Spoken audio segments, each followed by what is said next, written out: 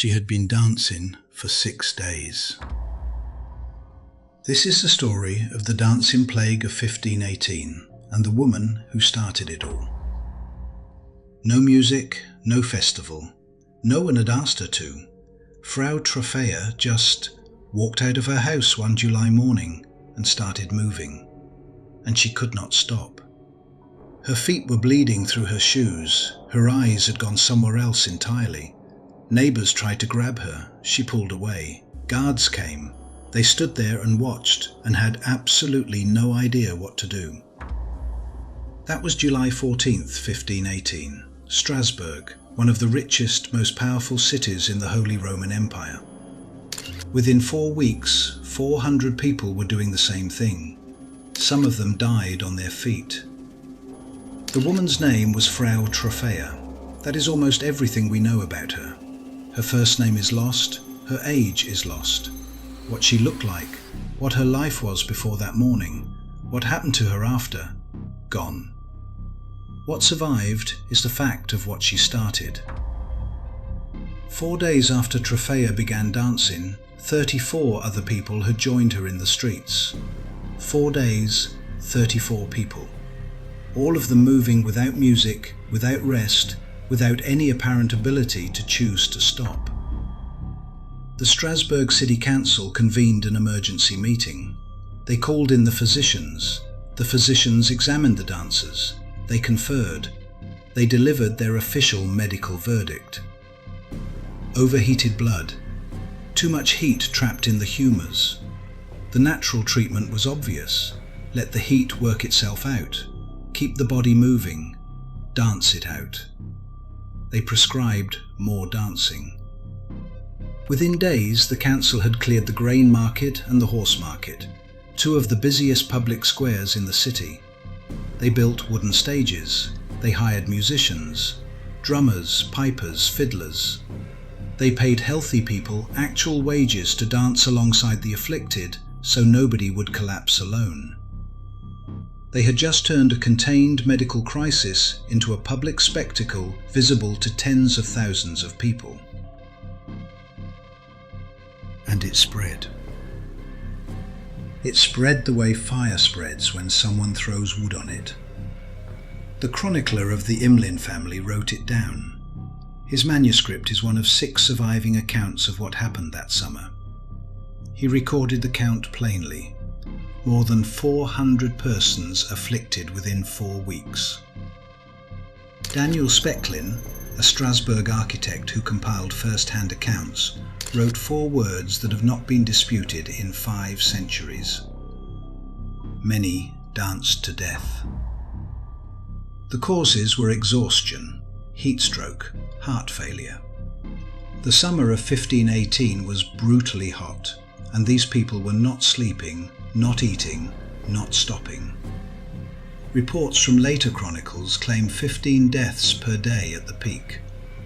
That specific number does not appear in the 1518 council records themselves, so it deserves appropriate caution. But Speckling was clear. Many danced to death. And the stages were still open. The musicians were still playing. Here is what nobody asks about this story. Why Strasbourg? Why 1518? Why not Paris? Why not London? Why not anywhere else in Europe? Because the year before, 1518, had been the worst year most of these people had ever lived through. 3 consecutive years of failed harvests. Grain prices in Strasbourg at the highest point in living memory. The city's poor were not struggling. They were starving. Children dying of famine in the shadow of one of the wealthiest cities in the empire. And that was before the syphilis.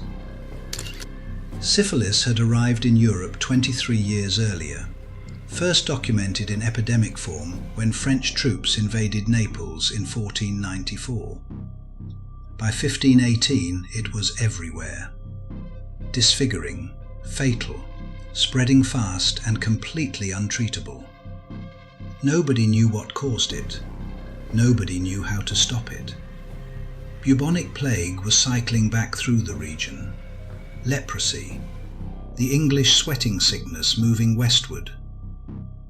And then, October 31st, 1517. Martin Luther nailed his 95 Theses to a door in Wittenberg. The entire religious framework that gave these people their understanding of sin, punishment, and divine protection began coming apart. In public, in writing. 9 months before Frau Troffea started dancing. The historian John Waller, writing in The Lancet in 2009, put it plainly. Even by the brutal standards of the Middle Ages, 1518 in Alsace was an extraordinarily bad year to be alive. Now here is the piece of this that changes everything. Along the Rhine and Moselle river valleys, there was a deeply embedded regional belief. Saint Vitus, a Sicilian boy martyr executed by Emperor Diocletian in the year 303, could curse sinners with compulsive, unstoppable dancing. This was not fringe folklore. This was documented. This had been in the culture of that specific river corridor since at least 1374, when a massive outbreak swept from Aachen all the way along the Rhine, through Cologne, Liège, Metz, and into Strasbourg itself. The people of Strasbourg in 1518 had grown up knowing this story. They had heard about 1374. They knew what this kind of dancing meant. They knew what it was called. Choreomania, dancing mania. They knew they were cursed. And there is something devastating about what that belief did to them. Here is what almost every story about the dancing plague gets wrong. It was not unique.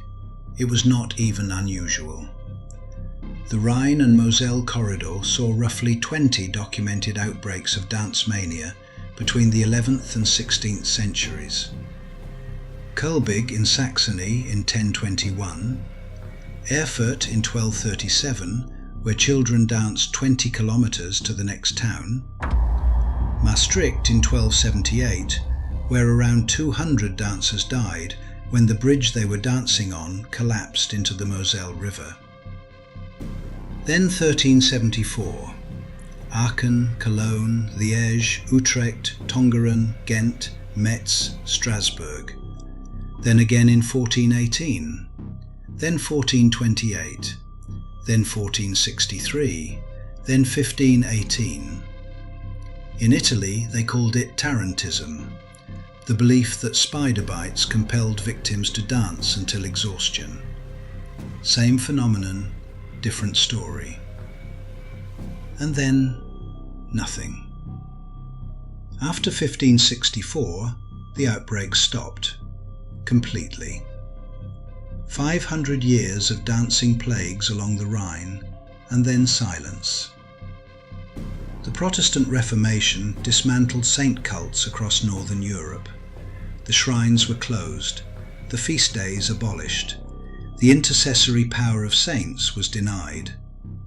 The Saint Vitus belief, the specific cultural script that gave the breakdown its shape, was taken apart piece by piece.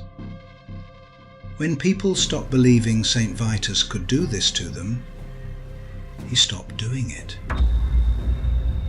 In September 2011, students at a high school in Leroy, New York, started developing sudden uncontrollable tics, verbal outbursts, seizures.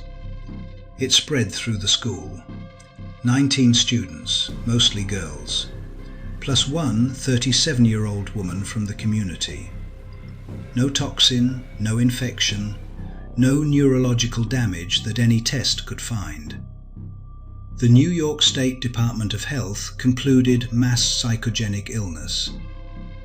A 2025 study in the Journal of Child Neurology confirmed it after 64 categories of testing. Same conclusion, same mechanism, 500 years later. In 2020, during the first wave of COVID lockdowns, Neurologists across the UK, the US, Germany and Australia started getting calls from parents whose teenagers had developed Tourette-like tics overnight. Many of these teenagers had spent months watching TikTok creators post about their own tic disorders.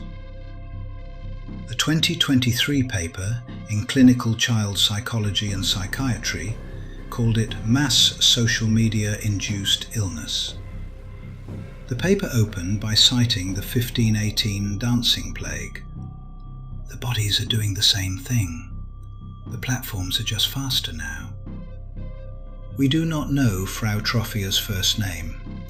We do not know if she was young or old. We do not know what she was thinking on the morning of July 14th, 1518, when she walked out of her house and started dancing. What we know is this. She was living through the worst stretch of years her city had seen in living memory. She had no medicine that could help her, no science that could name what was happening inside her body, no framework other than the one she had been given since childhood, that Saint Vitus watched, and Saint Vitus punished, and Saint Vitus could do exactly this. And then 400 people followed her, into the market squares, onto the wooden stages the council had built, onto the wagons to the mountain, some of them all the way to their deaths. The red shoes are in a museum archive somewhere in Alsace. The grotto above Saverne still exists. And the belief that something invisible can enter a person and move them against their will never really went away. It just found new platforms. If stories like this are the kind that keep you up at night, you're in the right place. Subscribe and leave a like.